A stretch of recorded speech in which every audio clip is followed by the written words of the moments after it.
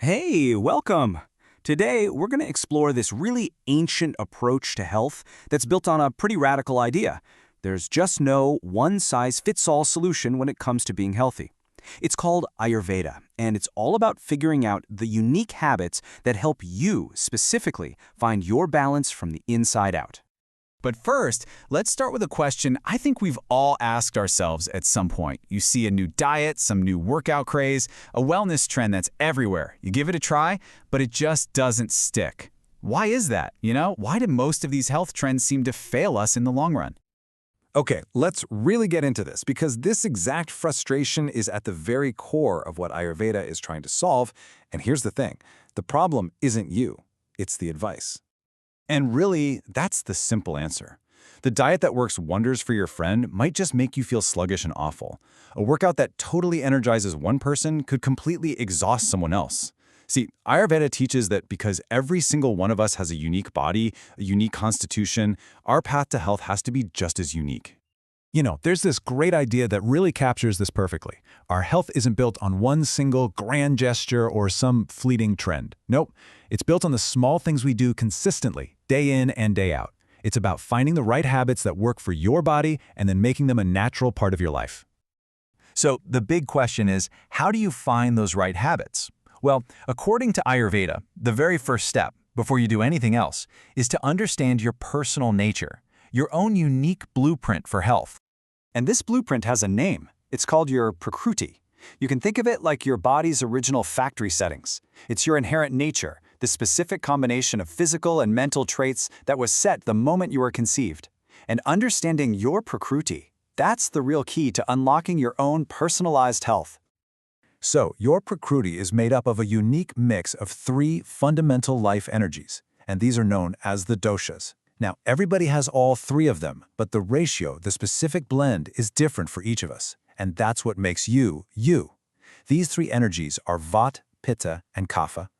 So first up is Vata. This is the energy of movement. A great way to think about it is like the wind. It's always in motion, it's light, it's dry.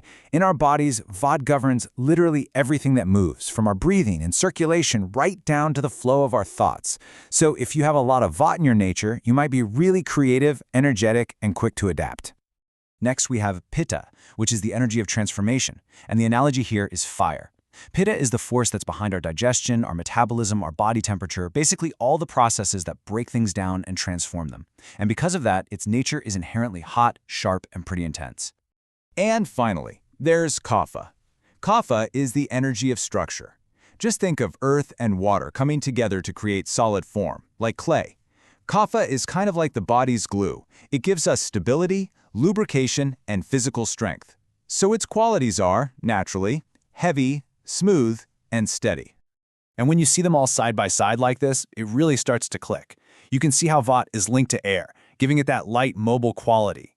Meanwhile, Kapha is connected to earth and water, which makes it heavy and stable. And Pitta's link to fire totally explains its heat. Seeing these opposing qualities next to each other makes it so clear how they combine to create our own unique internal climate. Okay, so if you remember one thing, let it be this simple principle. Like increases like. So what does that mean? Well, if your dominant energy is Vata, which is naturally cold and dry, then cold, dry weather is going to increase it even more, and that can throw you out of balance, but opposites create balance. So to balance that cold, dry Vata, you'd bring in warm, moist foods and habits. Simple, right? All right, so let's move from all the theory into practice. How can you actually use this to design your morning for better balance? Well, Ayurveda suggests starting with some really simple but powerful rituals. Okay, so this one's called oil pulling. And yeah, it might sound a little weird at first, but it is incredibly simple. All you do is take about a tablespoon of lukewarm sesame oil, you swish it around in your mouth, pulling it through your teeth for about 5 to 10 minutes, and then you just spit it out. That's literally it. It's such a simple way to start your day with a little active self-care. So why do it? Well, this simple little practice is said to do wonders for your oral health. We're talking strengthening teeth and keeping your gums healthy. And it's even believed to improve the quality of your voice. That's a pretty good payoff for just 10 minutes of your morning, isn't it? All right, now let's talk about one of the biggest areas where personalization is an absolute game changer: food. Ayurveda has this really fascinating way of looking at nutrition that is based entirely on your unique constitution. So instead of focusing on carbs, proteins, and fats, Ayurveda looks at 6 different tastes. You've got sweet, sour, salty, pungent, bitter, and astringent. And the whole goal of a balanced meal is to try and include all 6 of these tastes. That way you're ensuring your body gets a really wide range of nourishment. And this is where it all comes together. To balance the cool, dry nature of Vata, you'd want to favor warming tastes like sweet, sour, and salty. For the hot, fiery nature of Pitta, you'd use cooling tastes like sweet, bitter, and astringent. And to balance the heavy, stable nature of Kapha, you would lean into light and stimulating tastes like pungent, bitter, and astringent. It's basically a completely personalized roadmap for your plate. So as we start to bring this all together, it becomes really clear that Ayurveda isn't about reaching some perfect destination. It's really about a path, your own unique path to finding what balance feels like for you.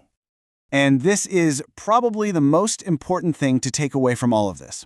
This is not about following a rigid set of rules perfectly.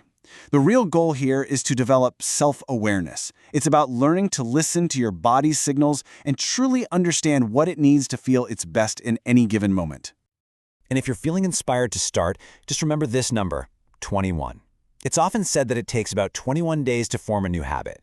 So whether you decide to try oil pulling or maybe just adjusting your diet a little, remember that starting small and just being consistent, that's what creates true, lasting change.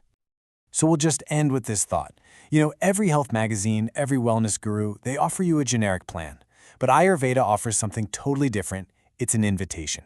It asks a pretty simple question. Your body is entirely unique. So isn't it time you started listening to its unique wisdom?